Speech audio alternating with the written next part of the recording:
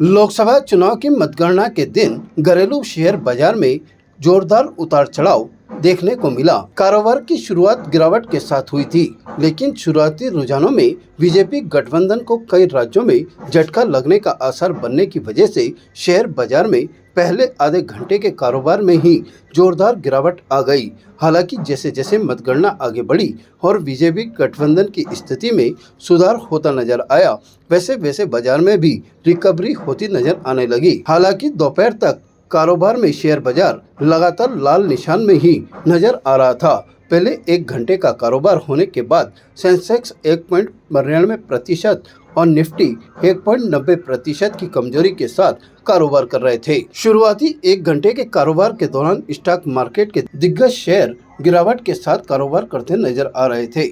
अभी तक के कारोबार में स्टॉक मार्केट में 2220 शेयरों में एक्टिव ट्रेडिंग हो रही थी। इनमें से 295 शेयर मुनाफा कमाकर हरे निशान में कारोबार कर रहे थे, जबकि 1925 शेयर नुकसान उठाकर लाल निशान के कारोबार कर रहे थे। इसी तरह सेंसेक्स में शामिल 30 शेयरों में से 6 शेयर लिवाली के सपोर्ट में हरे निशान पर बने हुए थे। दूसरी ओर 24 शेयर बिकवाली के दबाव में लाल निशान में कारोबार कर रहे थे, जबकि निफ्टी में शामिल शेयरों में से 15 शेयर हरे निशान में और 35 शेयर लाल निशान में कारोबार करते नजर आ रहे थे। BSE का सेंसेक्स 183 अंक टूटकर 76,285.78 अंक के स्तर पर खुला। कारोबार की शुरुआत होने के बाद लिवाली का जोरदार दबाव बन जाने की वजह से ये सूचकांक 2,809.49 अंक टूटकर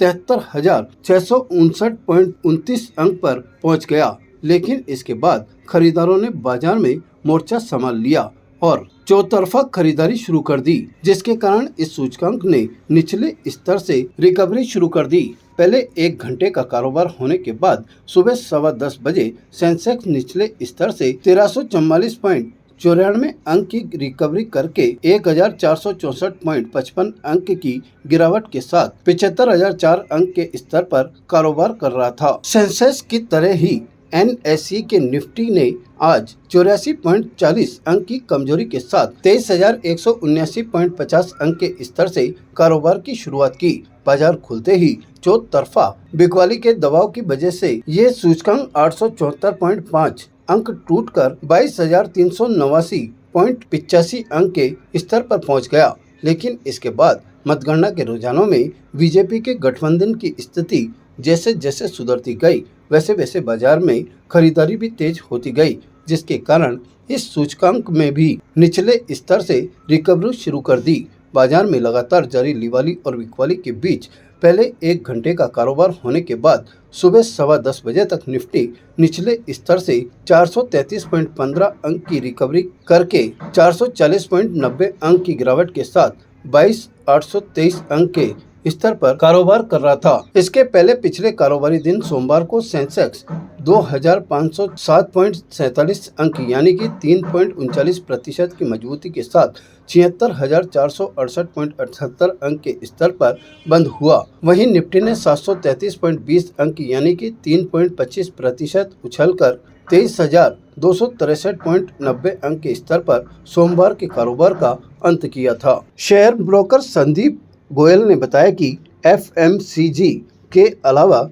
सभी शेयरों में गिरावट का दौर देखने को मिला। उन्होंने कहा कि आगे भी स्थिति स्पष्ट नजर नहीं आ रही है। जब तक बीजेपी की स्थिति मजबूत नहीं होगी, तब तक इसी तरह बाजार में बिकवाली और खरीदारी का दौर बना रहेगा।